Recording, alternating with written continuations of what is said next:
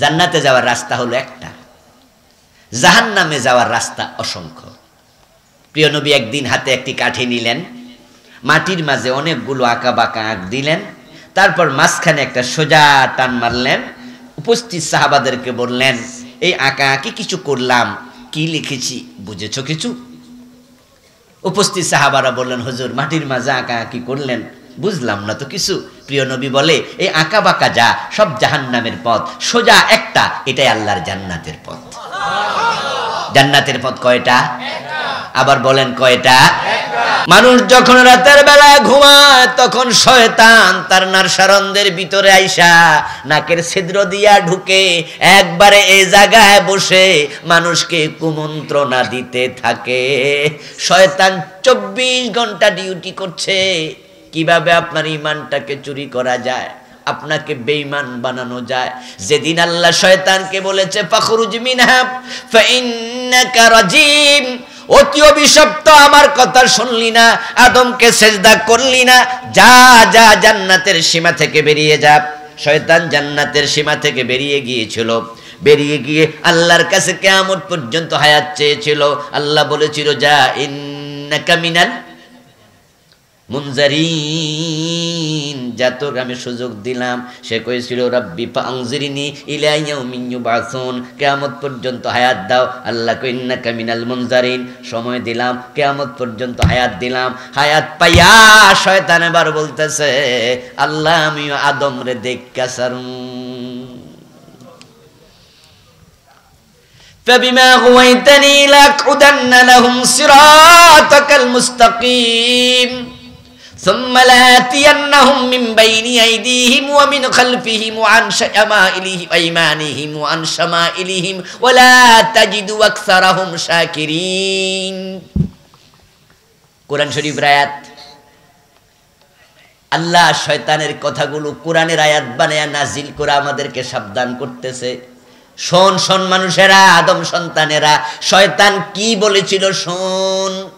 শয়তান সেদিন বলেছিল, আল্লাহ যে আদমের কারণে আমি আজকে পথহারা, ওই আদমের সন্তানেরা জান্নাতে কেমনে যায় আমিও দেখে নেব। ফাবিমা আগওয়াইতানি লাআকউদান্না, লামে তাকিদ নুনে সাকিলা, যে আদমের কারণে পথহারা হলাম অবশ্যই তার সন্তানদের জন্য বসে থাকবো। কোথায় বসে থাকবো? না, সিরাতাকাল মুস্তাকিম, যে পথ ধরে জান্নাতে যাবে এটার নাম সিরাতাল মুস্তাকিম, আমি ওই পথে বসে থাকবো। জান্নাতে যাওয়ার রাস্তা হলো একটা, জাহান্নামে যাওয়ার রাস্তা অসংখ্য। প্রিয় নবী একদিন হাতে একটি কাঠি নিলেন, মাটির মাঝে অনেকগুলো আঁকা বাঁকা আঁক দিলেন, তারপর মাঝখানে একটা সোজা টান মারলেন, উপস্থিত সাহাবাদেরকে বললেন, এই আঁকা আঁকি কিছু করলাম, কি লিখেছি বুঝেছো কিছু? উপস্থিত সাহাবারা বললেন, হুজুর মাটির মাঝে আঁকা আঁকি করলেন, বুঝলাম না তো কিছু। প্রিয় নবী বলে, এই আঁকা বাঁকা যা সব জাহান্নামের পথ, সোজা একটা, এটাই আল্লাহর জান্নাতের পথ। জান্নাতের পথ কয়টা? আবার বলেন কয়টা? বাঁকা না সোজা? ইয়েস। এই জন্য সিরাত শব্দের অর্থ রাস্তা, মুস্তাকিম মানে সোজা। ইহদিনাস সিরাতাল মুস্তাকিম। প্রতিদিন নামাজের মাঝে সূরা ফাতিহাতে দোয়া করি আমরা, ঠিক না? সূরা ফাতিহা ছাড়া নামাজ হয় না। আরে আয়াত বাদ দিলে তো চলবে না। নামাজের মাঝে সবচেয়ে গুরুত্বপূর্ণ এই দোয়া, ও আল্লাহ আমাদেরকে সহজ রাস্তাটা দেখাও। সিরাতে মুস্তাকিম হলো জান্নাতের রাস্তা, শয়তান এটা জানে, তাই সে বলতেছে, আল্লাহ লাকুদান্না লাহুম সিরাতাকাল মুস্তাকিম। আচ্ছা, যেই রোডে মানুষ চলাচল করে না, গাড়ি ঘোড়াও যায় না, ওই রোডে কি ডাকাত বয়ে থাকে? কারণ সারা রাত বয়ে থাকবো, একটা মানুষ যাইব না, তো ডাকাতি এনে বইব কেন? এই জন্য ডাকাত তো সেই রাস্তাতে বসবে যেখান দিয়া মানুষ যাওয়ার সম্ভাবনা আছে। ঝোপ বুঝে কোপ মাইরা 2-4টা গাড়ি ধরতে পারলেই কাম শেষ। জাহান্নামের রাস্তায় শয়তান বসে না, এই জন্য দুষ্ট লোকদের কাছে শয়তান যায় না। বরং কিছু কিছু দুষ্ট লোক আছে যাদেরকে দেখলে শয়তানেও ডরায়। বরং শয়তান হীরার কাছ থেকে আল্লাহর কাছে আশ্রয় চায়। যদি আপনারা শুনে একটু হাসলেন, আমিও একটু হাসলাম, কথা কিন্তু হাসির না। বরং বদরের যুদ্ধে যখন আবু জেহেলের বাহিনী 1000 সৈন্য নিয়ে রাসূলুল্লাহর বিরুদ্ধে এসেছিল, আল্লাহর হাবিব সাল্লাল্লাহু আলাইহি সাল্লাম 313 জন নিয়ে হাজির হয়েছিলেন। সেখানে ইবলিস সেদিন নিজে একটা মানুষের সুরত ধরে হাজির হয়েছিল। প্রিয় নবী বলেন, ইদ্রিস সেদিন সুরাকা বিন মালিক নামে একজন লোকের সুরত ধরে হাজির হইয়া আবু জেহেলের সাথে মুসাফা করছে, হ্যান্ডশেক করে পরিচয় দিল, আমি সুরাকা বিন মালিক। অথচ সুরাকা বিন মালিক সে নয়, আজকে সুরত ধরছে। জিন এবং ফেরেশতারা বিভিন্ন সুরত ধরতে পারে। এজন্য রাসূলুল্লাহর কাছে জিবরিল যখন আসতেন, অধিকাংশ সময় একজন সাহাবীর সুরত ধরতেন, তার নাম ছিল দাহিয়া। কি নাম ছিল? দাহিয়া কলবি রাদিয়াল্লাহু তাআলা আনহু। বড় খুবসুরত, সুন্দর, সুশ্রী সাহাবী ছিলেন। তা উনার সুরত ধরে জিবরিল আসতো। আবার দাহিয়া যেদিন রাসূলের কাছাকাছি থাকতো, ওই দিন আবারও সুরত ধরতো না। তাহলে মানুষ চিন্তা লাগবে কি দাহিয়া কোনটা, এটা না এটা। কথা বোঝেন নাই? রাসূলের মজলিসে দাহিয়া কলবি হাজির, তো জিবরাইলও দাহিয়া কলবি। এখন দাহিয়া কলবি কয়জন হইব? তো পাবলিক বুঝা লাই তো জিবরিল আসছে, নিশ্চয়ই দুজনের একজন জিবরিল। ওদিন আবার ধরতো না। জিবরিল আমিন যখন দেখতেন দাহিয়া কাছাকাছি নাই, দূরে আছে, তখন রাসূলের সামনে দাহিয়া কলবি সুরত ধরে আসতো, কথাবার্তা বলতো, ওহী নাজিল করতো। অন্য সাহাবারা বুঝতোই না, তারা মনে করতো আমরা যেমন আইছি দাহিয়া আসছে, অথচ উনি দাহিয়া নয়, উনি জিবরিল। ইয়াতামাসসালু লাহুল মালাকু বাশারা, ইয়াতামাসসালু লাহুল মালাকু বাশারা। রাসূলুল্লাহর কাছে ফেরেশতা মানুষের সুরত ধরে আসতেন। এবার আওয়াজ করে বলুন তো, ফেরেশতা কি মানুষ? সুরত ধরতো, ঠিক জিনেও সুরত পাল্টাইতে পারে। এজন্য প্রিয় নবী বলেছেন, তোমাদের কারো ঘরে যদি সাপ দেখো, ঘরের সাপ হঠাৎ করে হত্যা করো না, বরং তাকে সংকেত দিও, বুঝতে দিও, চান্স দিও, লারামারা দিয়া, ডোরানি দিয়া ছাইরা দিও। যদি 3 বার ধমক দেওয়ার পরও না যায়, 4র্থবারে মেরে ফেলিও। কারণ যদি সে জিন হয় 3 বারের আগে চলে যাবে, জিন না হলে থেকে যাবে, সাপ মারা জায়েজ, মেরে ফেলিও।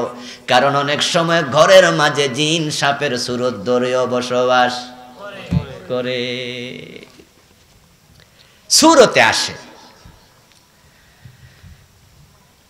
আমার প্রিয় ভাইরা, শয়তান রাস্তার মাঝে বসে থাকে, সিরাতে মুস্তাকিমে বসে থাকে। আল্লাহ তাআলার ওই জান্নাতের রাস্তায় শয়তান কেন বসে? এবার বলছে, যখন আমি দেখব জান্নাতের রাস্তা ধরে চলছে, আমি আবার সুম্মা লাআতিয়ান্নাহুম মিন বাইনি আইদিহিম ওয়া মিন খালফিহিম, সামনে গিয়ে দাঁড়াবো, নামাজে যাস না, নামাজে যাস না, পায়ের তলায় মালিশ করব। এজন্য দেখবেন আজান শোনার পরে তুলনামূলক ঘুম একটু বেশি লাগে। আপনি সারা রাত যদি ঘুমে নাও ধরে, এপাশ করছেন ওপাশ করছেন, ঘুম আসে না, যে ফজরের আজান কানে আসবে, দেখবেন যে অটোমেটিক ওই যে শয়তান আপনার দেহের মাঝে রক্তের সাথে চলে, আপনি তাকে দেখেন না, আমি তাকে দেখি না। মাথার তালুতে সে সুন্দর করে মাথার চুলগুলাকে একটু একটু এমনি করে দেবে, পায়ের তালিতে মালিশ করে দেবে, দেহের কোন অঙ্গে ধরলে পরে টাচ করলে ঘুম আসবে। শয়তান আপনাকে বেনামাজি বানাবে, ইসলাম থেকে বাইর করে দেবে। হুজুরের ওয়াজ হচ্ছে, পাশের গ্রামে আইয়ুব বাচ্চু আসলো, রুনা লায়লার কনসার্ট হলো, মমতাজ বেগম আসলো, তখন দেখবেন ওয়াজের রওনা দিয়া যদি শোনে সামনে আইয়ুব বাচ্চু আইছে, তখন আস্তে করে ওই দিকে চলে যাবে। কারণ গানের মাঝে শয়তান মজা লাগায়া দেয়। মোবাইলে ওয়াজ শুনতেছে, তারেক মনোয়ার সাহেবের ওয়াজটা শুনি, আব্দুল্লাহ আলামিন সাহেবের ওয়াজ শুনি, হঠাৎ করে ওয়াজের মাঝখানে বেরিয়ে এসে লাফ মারছে। আপনি ওয়াজ শুনতেছেন, এর মাঝে একটা সিনেমার বেড়ে চলে আসছে, একটা বাজে ছবি আসছে, আসার সাথে সাথে শয়তান আপনার চোখের মাঝে একটু মজা লাগিয়ে দেবে। এবার মন ওইদিকে মাইল হয়ে যাবে, শয়তান বলে জান্নাতের পথ থেকে তোরে কেমনে সরানো লাগে আমি দেখবো। আল্লাহ তোমার কসম করলাম, ওয়া ইজ্জাতিকা ইয়া রাব লাউবি ইবাদাকা মা দামাত আরওয়াহুম ফি আজসাদিহিম। শয়তান আল্লাহ তোমার কসম, এই বান্দাগুলোর দেহের ভিতরে প্রাণ আছে যতক্ষণ আমি তাদেরকে পথভ্রষ্ট করার চেষ্টা করতেই থাকবো ততক্ষণ। সামনে আক্রমণ করব, পিছন দিয়ে জামা টেনে ধরবো, ডান দিয়ে হাত চেপে ধরবো, বাম পাশ দিয়ে আক্রমণ করব, করতে করতে করতে করতে ওয়ালা তাজিদু আকসারাহুম শাকিরিন। ও আমার রব, অধিকাংশকে শুকরওয়ালা আমি থাকতে দেব না, তুমি তোমার শুকরওয়ালা বান্দা পাইবা না। শুকরের বিপরীত হলো কুফর। এবার আপনারা এটা আমার সাথে বলেন, শুকরের বিপরীত কি? আবার বলুন। কুফর করলে ঈমান থাকে? হ্যাঁ, শয়তানকে আমি কুফরিতে লিপ্ত করে ছেড়ে দেব।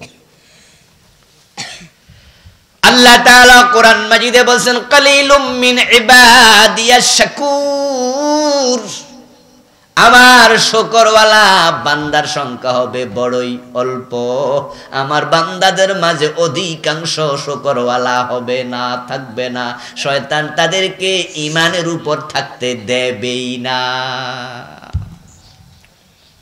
এখন আপনার ইলম যদি না থাকে কোরআনের হাদিসের, কোনটা কুফর, কোনটা শিরিক, কোনটা নিফাক, এগুলো আপনি চিনেন না, জানেন না, তাহলে নামাজিকে দাঁড়াও শয়তান কুফরি করে ছেড়ে দেবে। লোকটা 5 ওয়াক্ত নামাজি কিন্তু ঈমান শেষ, ইলম নাই, সে জানে না কি বলেছে।